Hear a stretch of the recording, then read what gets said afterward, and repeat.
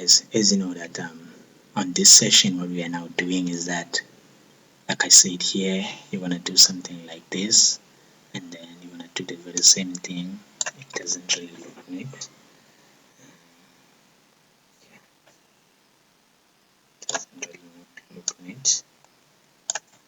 So,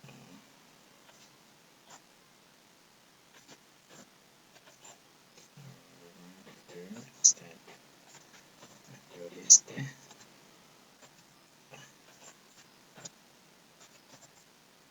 Okay. So when I do this for all the numbers, you see, if storage 2 is inactive, continue to put numbers on the left side. Continue to put numbers here. But once this one is active, it's ready to add, it's ready to multiply, start putting numbers here so that when we click here, it can say this plus this, and then it displays here. Some says why our calculator is not displaying the numbers here as it does there. Don't worry, we are coming to that. We are coming to that section. Okay, part 2, guys, of doing more than 2-digit calculation, right? Dynamic way. Thank you. So continue doing this for all your numbers, just like I'm doing. We are saying if that is not okay.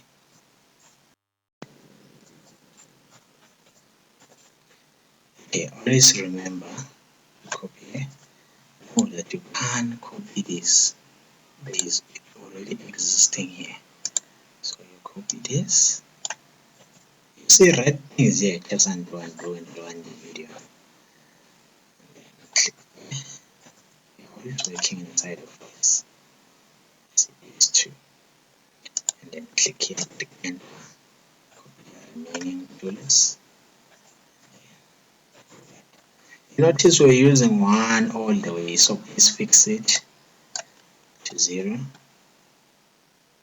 to 9. I'm gonna fix mine, fix yours.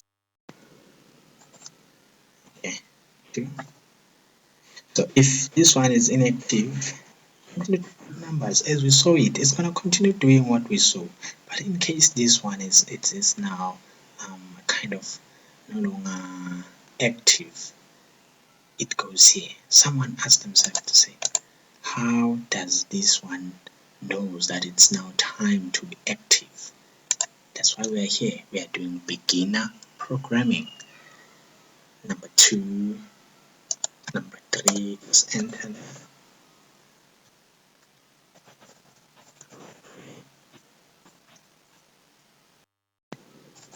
Alright, now yes, you can change 1 to 1 because it was 1, and then 2 2. What happened here is that on the first time it stores numbers here, but once you click multiply, we want all the numbers to go there, right? Let's do that. It's not super science.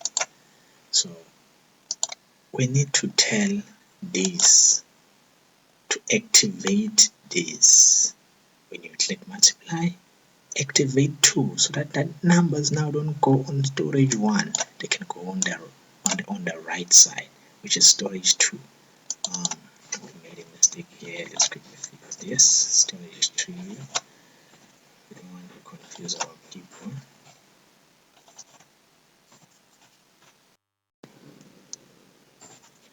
Alright. One thing nice about us is that we don't do scripted thingy, we do unscripted. So now you need to tell this that once it clicks this, it activates 2. How are we going to do that? When you click multiply, it multiplies here, but it changes the direction of numbers. Don't go there, go on the right, go on the right. So how does it change the direction? Let me show you the code. This is the code.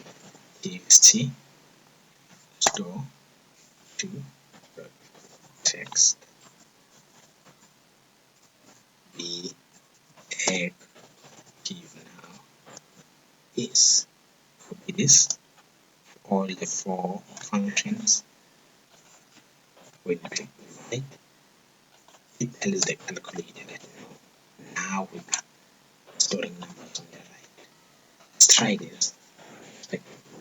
Exactly, but let's try it out. Do you still have your coffee, your chocolate, your snack, your water? Very, very important. Okay, you can click here, otherwise you can just go straight and refresh.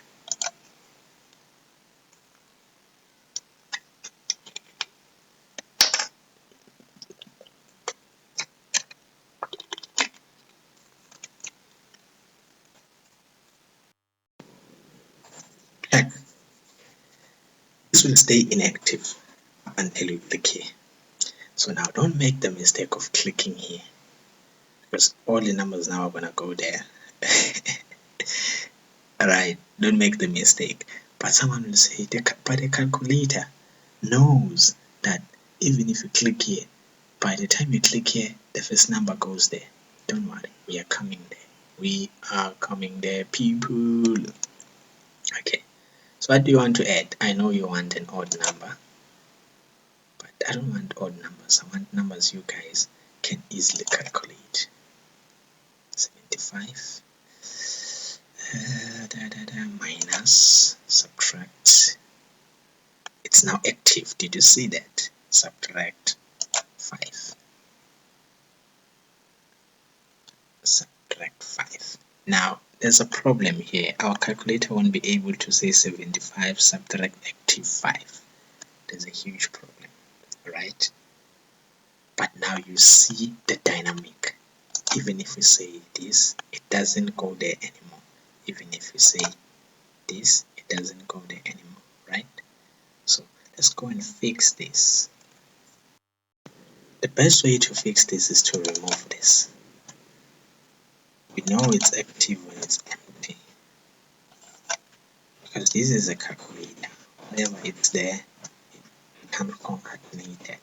What it does, it finds active, it's gonna say 9. So we want it rather it be empty, right? Okay. So we leave it empty like this. Build, and then go active, inactive. So let's go. Which number do you want? You want 73 this time. For a change, it's still inactive. It means when you continue to put numbers, it will still go there, right? Because we are dealing with people that are much able how to calculate. Let's test it. 730, exactly, beautiful. Minus, or rather subtract, it's now empty. 30, let's subtract 30. Good. Remember, we said we're doing a web calculator because things are moving to the web, but we can do a desktop calculator that you can install on your computer. If you want that, put it in a comment. Otherwise, you might wait a bit longer for that session. So 730 minus 30. Let's do. I know you want to see it displaying here to say 730 minus 30 equals and stuff like that. I know you want to see it like that.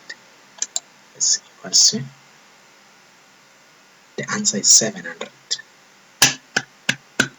You are now a successful programmer. Thank you for watching. Always go back for the tutorial wherever you don't understand what was created. Always rewind when you don't understand. Thank you. Let's get on the next tutorial. How to display all calculator functions on a screen and give an answer.